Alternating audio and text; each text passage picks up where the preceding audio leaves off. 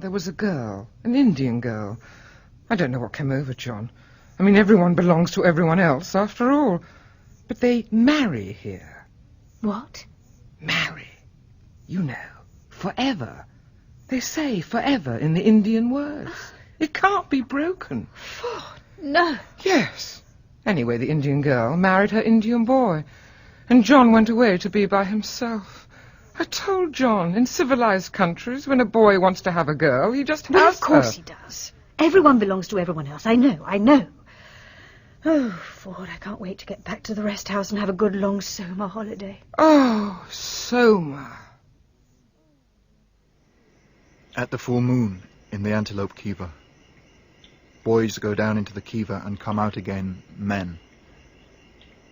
When my time came, I went with the others and began to climb down the ladder into the red lighted depths. Not for you, white hair. Not for the son of the she-dog. The other boys laughed, and the men threw stones at me to drive me away into the darkness. I was alone. Always alone. So am I. Terribly alone. Are you? I thought that in the other place... I mean, Linda always said that nobody was ever alone there. Well, I feel like an outsider sometimes, and I suppose I behave like one. You can't imagine how I envy people who take everything for granted. You see, I'm rather different from most people. If one happens to be decanted different, I am I, and I wish I wasn't. Yes, that's just it. If one's different, one's bound to be lonely. Once I did something that none of the others did. I stood against a rock in the middle of the day, in summer, with my arms out like Jesus on the cross. What on earth for? I wanted to know what it was like to be crucified. Hanging there in the sun. But why? Why? Well, because I felt I ought to. If Jesus could stand it, and then if one has done something wrong. Besides, I was unhappy. That was another reason. I fainted after a time. Seems a funny way of curing your unhappiness. Well, maybe it's better than taking Soma. Listen. John, I wonder if you'd like to come back to London with us. Do you really mean that? Of course. If I can get permission, that is. Linda, too. Linda? Your mother? Well... Yes. Yes, why not? Of course. Oh, to think it should be coming true. What I've dreamt of all my life. Do you remember what Miranda says? Who's Miranda? Oh, wonder. How many goodly creatures are there here? How beauteous mankind is. Oh, brave new world. Are you married to her? My what? Married.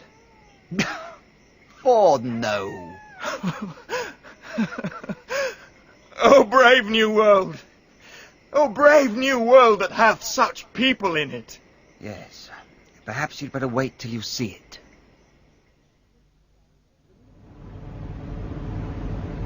Lenina Crown's gone on Soma holiday. 6 half-gram tablets, so she won't be back before 5. Which leaves us 7 hours, Mr. Marks. Do you have much business in Santa Fe? I'll be back in Malpise long before she wakes up. She wanted a complete and absolute holiday. She will be quite safe here by herself. Safe as helicopters.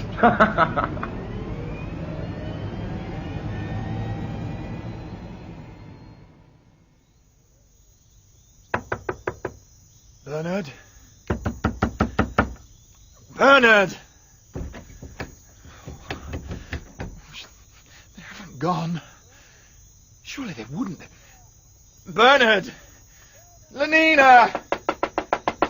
Bernard! Oh.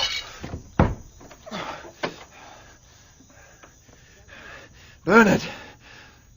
Is that you?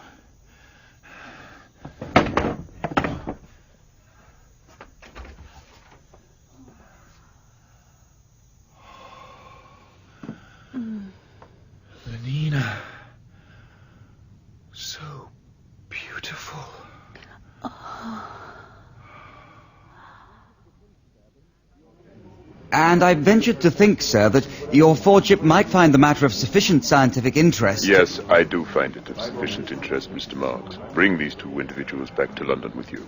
Your Fordship is aware that I shall need a special permit. The necessary orders are being sent to the warden of the reservation at this moment. You will proceed at once to the warden's office. Good morning, Mr. Marks. Thank you, sir. Thank you.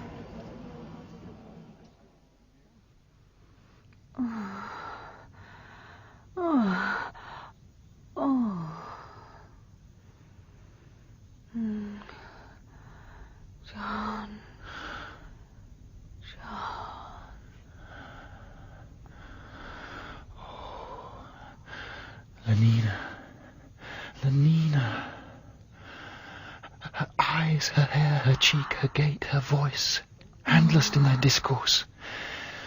Oh, that a hand in whose comparison all whites are ink writing their own reproach, to whose soft seizure the signet's down is harsh. Flies on the white wonder of dear Juliet's hand, may seize and steal immortal blessing from her lips, who even in pure and vestal modesty still blush as thinking their own kisses sin. Oh, Lenina, darling Lenina.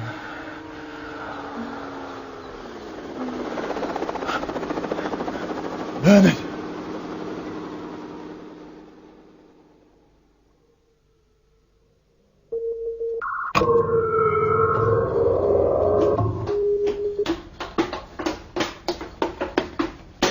Yes, a public example, Mr. Forster. In the fertilizing room, because it contains our high-caste workers. I've told him to meet me there at 2:30. Mind you, Marks does his work very well, Director. I know, but that's all the more reason for severity. The greater a man's talents, the greater his power to lead astray. Consider the matter dispassionately, Mr. Forster, and you'll see that no offence is so heinous as unorthodoxy of behaviour. Yeah. It strikes at society itself. Yes, at society itself. Ah, there he is. Good afternoon, Director. You asked me to come and speak to you here. Yes, Mr. Marks, I did ask you to come to me here. You returned from your holiday last night, I understand? Yes. Yes. Ladies and gentlemen, you must excuse me for interrupting your labours. A painful duty constrains me. The security and stability of society are in danger. Yes, in danger, ladies and gentlemen. This man, this Alpha Plus, to whom so much has been given, and from whom in consequence so much must be expected, has grossly betrayed his trust. By his heretical views on sport and soma, by the scandalous unorthodoxy of his sex life, by his refusal to obey the teachings of our Ford and behave out of office hours like a babe in a bottle, he has proved himself an enemy of society, a subverter, ladies and gentlemen, of all order and stability, a conspirator against civilization itself. For this reason, I propose to dismiss him with ignominy from the post he has held in this centre. I propose forthwith to apply for his transference to a sub-centre of the lowest order, as far as possible removed from any important centre of population. In Iceland, he will have small opportunity to lead others astray by his unfordly example. Community, identity, stability. Community, identity, stability. Community, identity, stability. Mr. Marks, can you show any reason why I should not execute the judgment passed upon you? Yes, I can. Then show it. Certainly. But it's in the passage. One moment.